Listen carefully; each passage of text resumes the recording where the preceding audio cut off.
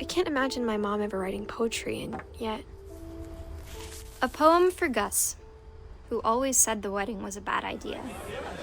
Our father never hit us kids, at least not very hard, before the day my brother said with teenage disregard that he'd be dead before he'd see a wedding in our yard.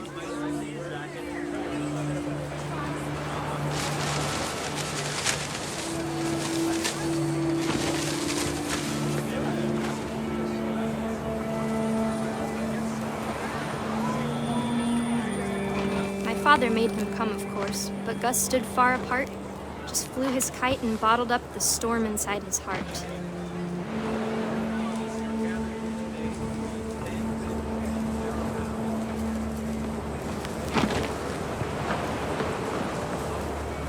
I tried to talk him out of it, but though he'd never met her, "We don't need a stepmom," were the words that I now pronounce you husband and wife. You may kiss the bride.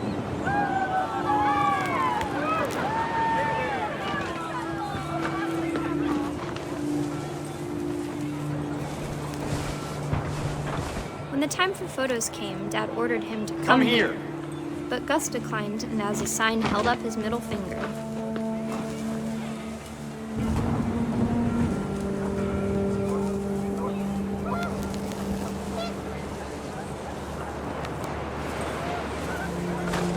The wind picked up, and panicked geese appeared and quickly went. But all the humans did that day was go inside the tent.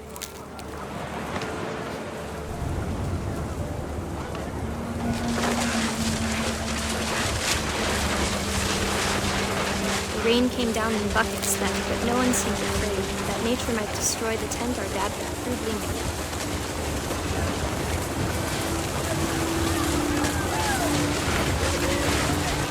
The thunder sounded much too close and full of angry power.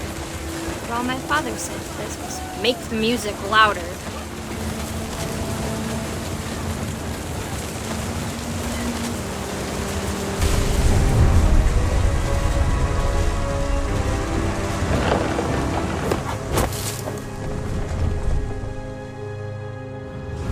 I wish that I could truly say I thought about you on that day. Out there on the beach alone, just you, the wind, the sea, and foam. But I didn't, until we found you.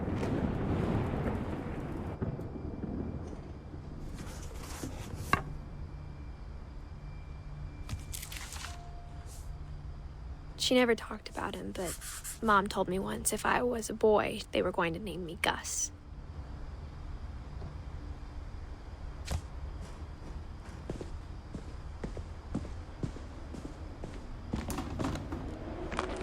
My mom moved up to the loft after her brothers died.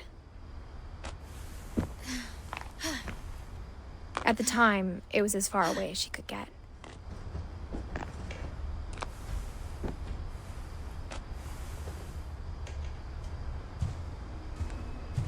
She spent a summer building houses in Calcutta, where she met my dad, Sanjay.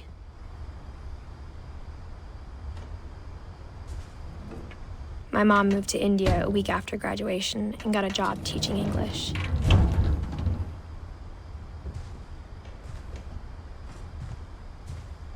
Louis was born a year later. When my dad died, I don't think Mom knew where else to go. I'm sure Edie was happy to have her back. The house had to get a little bigger, but Edie was used to that. And for a while, things were good. Almost normal, but it didn't last.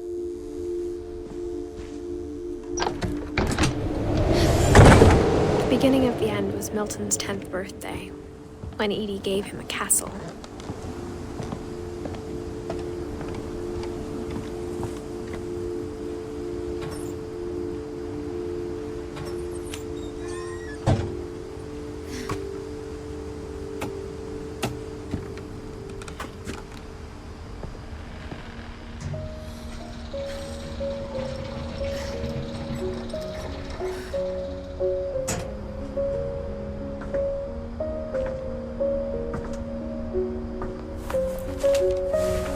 Milton Finch in The Magic Paintbrush.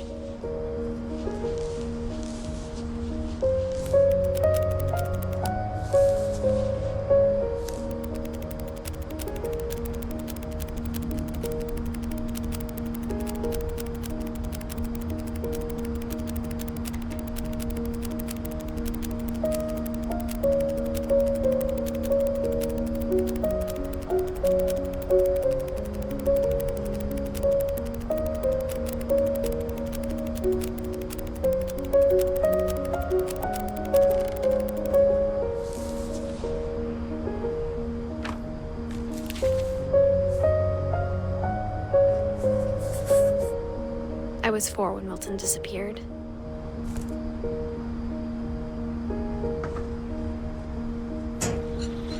Mom spent months searching for my brother. Then she sealed the doors.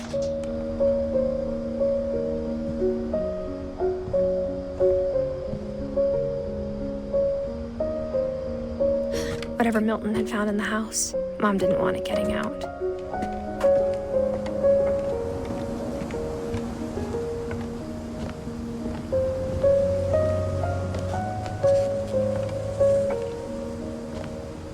Mom definitely blamed Edie, but I think Louis blamed himself. After he graduated, he just spent more and more time in his room, until Mom got him a job at the cannery.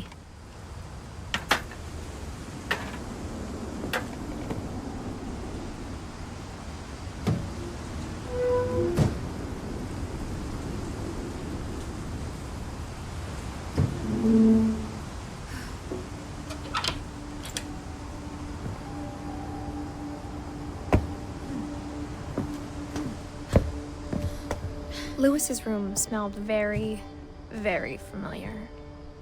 That part of him lived on.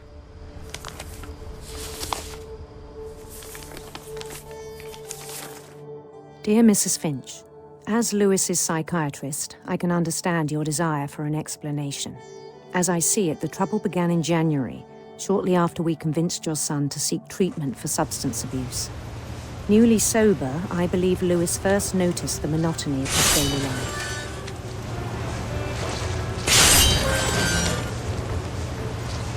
He kept working at the cannery, but he withdrew part of himself. In our sessions, I saw the same behavior. His mind began to wander. I asked him to describe it. He said he started small, imagining a labyrinth. He'd feel his way about. Then something moved. Bats. And toads. And things that have not names. He knew it was all in his head.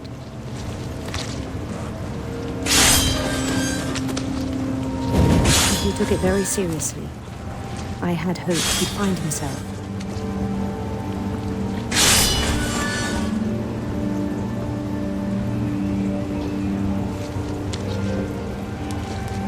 But he found something more.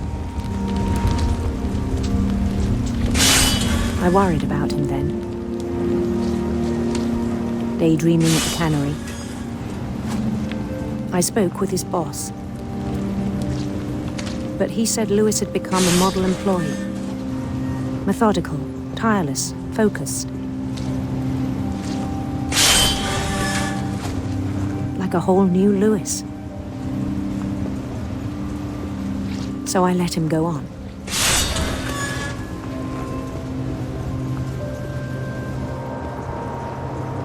I even encouraged him. It seemed very promising at first. He told me he'd made a new friend.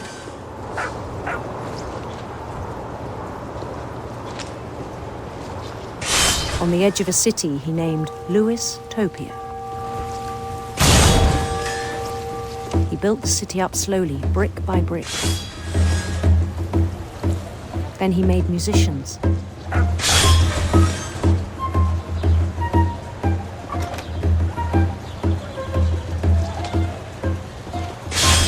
songs for them to play. He talked about starting a band. And he was always humming something. Every day his imagination grew stronger.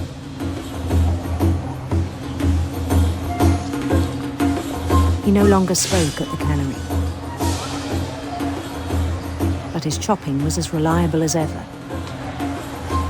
Then one day it struck him that all the cheering crowds, even the stones under his feet, were all in his imagination. So he could do whatever he wished.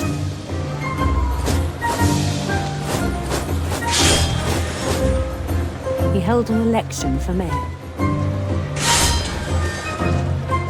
And he won. They begged him to stay, but his mind was already wandering. It became a game for him.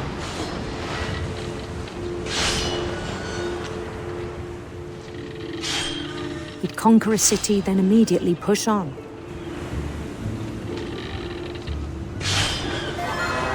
New Louisville.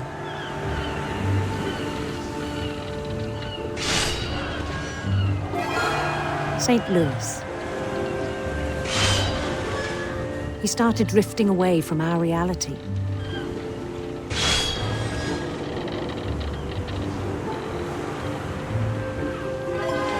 Minneapolis.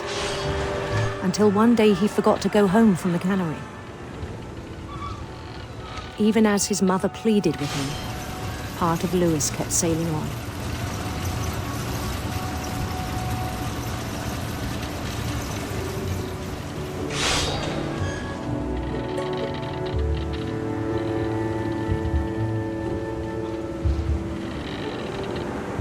In Louisburg, he heard rumors of a beautiful prince.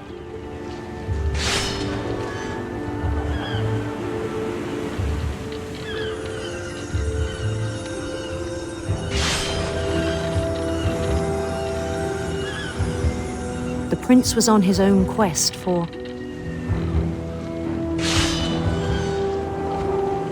sinister serpents.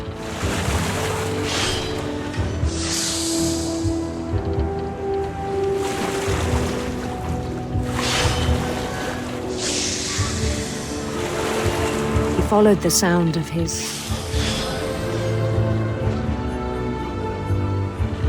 electric sitar.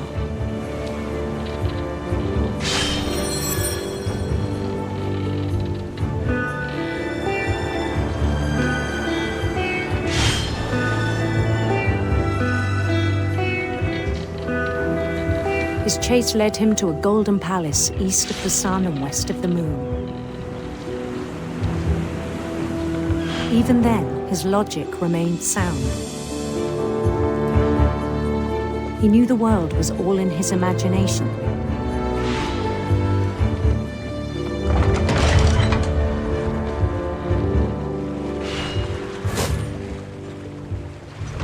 But he was so proud of having created it.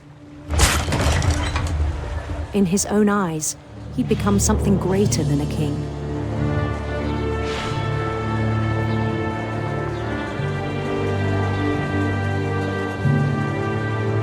For someone who'd never known success in the real world, I think it was overwhelming. And then it struck him that the real Louis was not the one chopping salmon, but the one climbing the steps of a golden palace.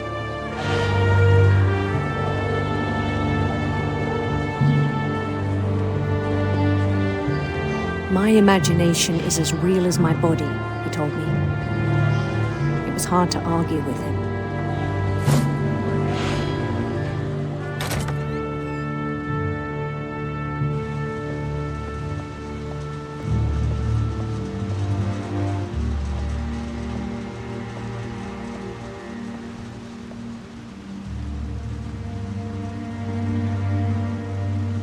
I began to forget the world we know.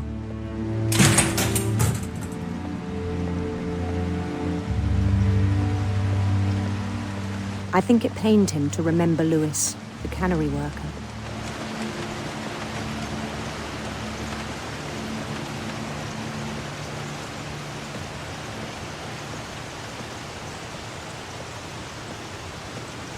He began to despise the man with a royal contempt.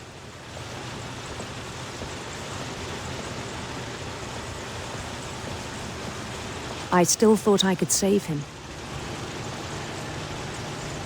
Even after he said he was being crowned king over all the lands of wonder. The palace would be packed with his companions.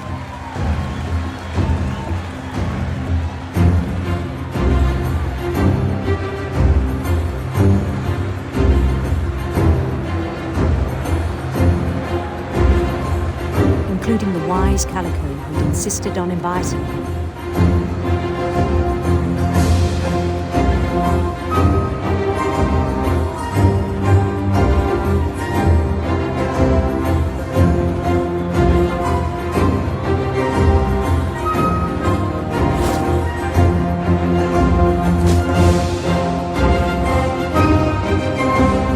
His prince waited, holding his crown.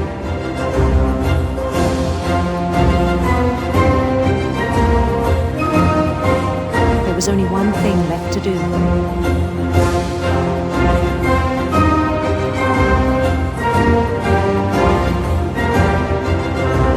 Bend down his head.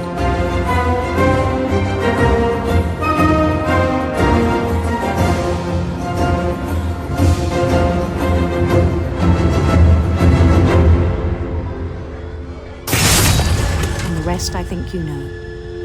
Mrs. Finch, your son was a kind man who will be missed by all of us who knew him.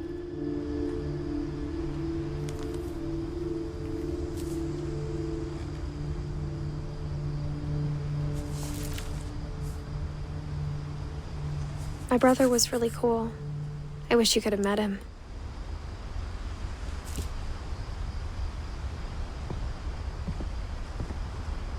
He was so proud of being Indian. I think for him, it was a way to be something other than just a Finch.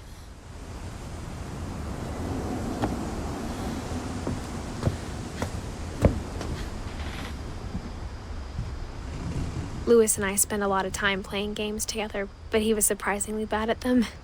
He died a lot.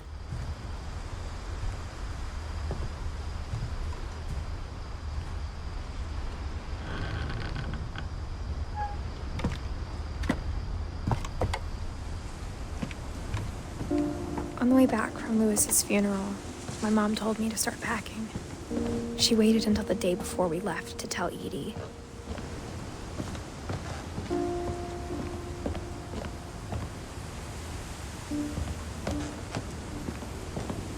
I'm not sure if she wanted to make it easier or harder.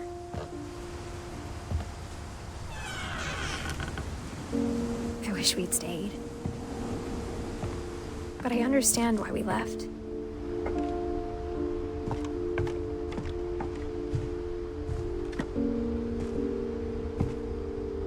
What happened that night had been coming for a long time.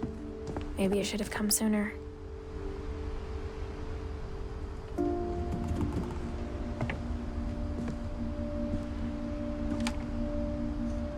But it had to end one way or another.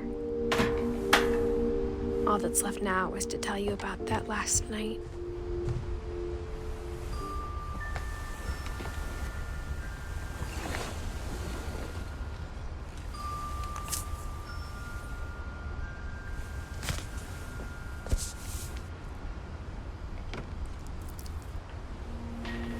That whole last day, Edie just watched us pack and didn't say a word. Until supper, when she raised her glass and said, "To our final night together, and all our final nights apart." Grandma, you know what I said about alcohol. Some of your medications are very Edith, specific. I left a present for you in the hallway. Why don't you go open it? The grown-ups have to argue now. I'm sorry, you're right. We're all leaving tomorrow. Let's just enjoy our last... I'm not leaving. Edith, you're excused.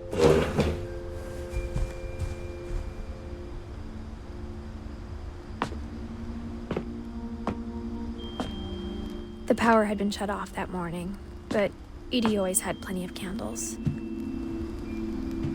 When my mom sealed the library, I don't think she knew about the other entrance. Or that Edie had a key to it.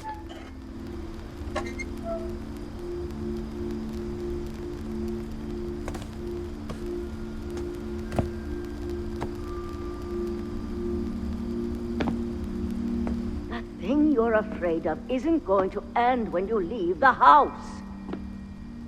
Edith has a right to know these stories. My children are dead because of your stories. I think it's best if Edith and I leave tonight. We'll have the nursing home send a van for you in the morning, okay? Dear Edith, there's so many stories I wish I could tell you, but there's only time for one. This is about what happened on the night you were born. That night, the tide went way, way out. It was the first and last time I ever saw the old house aground.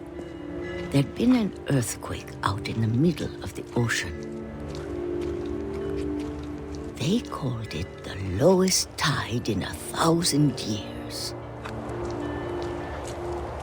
God, it smelled awful. You know, I've seen that house every day of my life.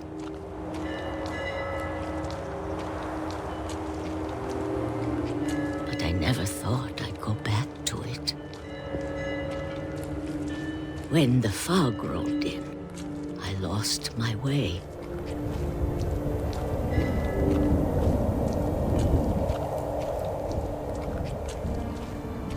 I got turned around.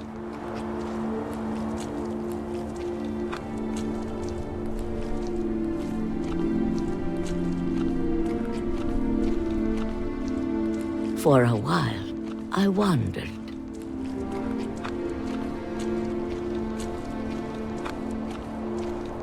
I started seeing things.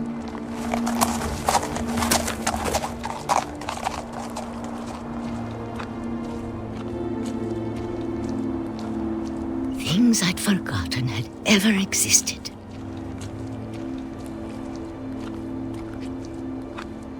But when I saw them, they felt like old friends. That night, a lot of things came back to me.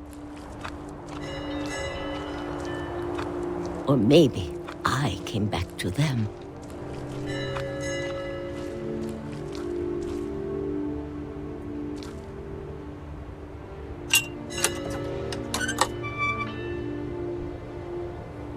Things I can't explain, but that I need you to try and... Edith, what are you doing in here? It's mine. Edith! Mom, you're gonna rip it! Let go! I kicked and screamed, but Mom dragged me to the car. I never saw Great-Grandma Edie again. The next morning, the van came to pick her up, but she was already gone. After that, we moved around a lot.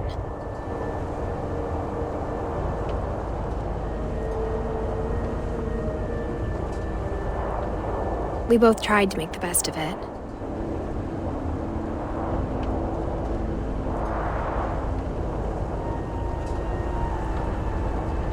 A few years went by.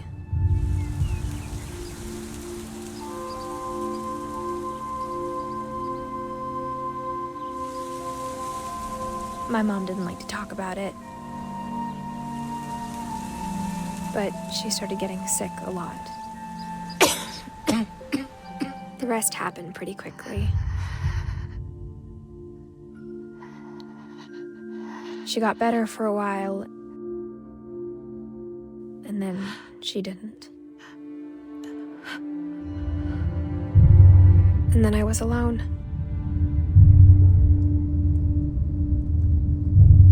The last Finch left alive.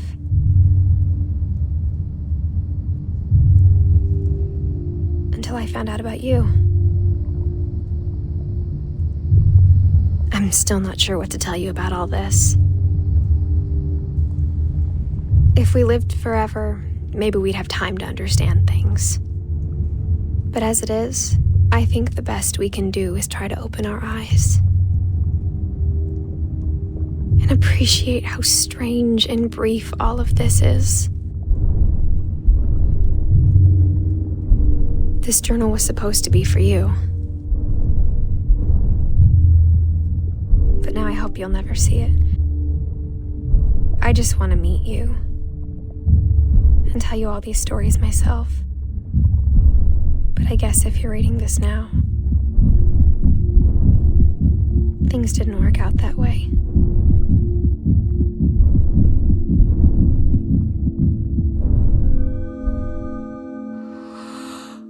This is where your story begins. I'm sorry I won't be there to see it. It's a lot to ask, but I don't want you to be sad that I'm gone. I want you to be amazed that any of us ever had a chance to be here at all. Good luck.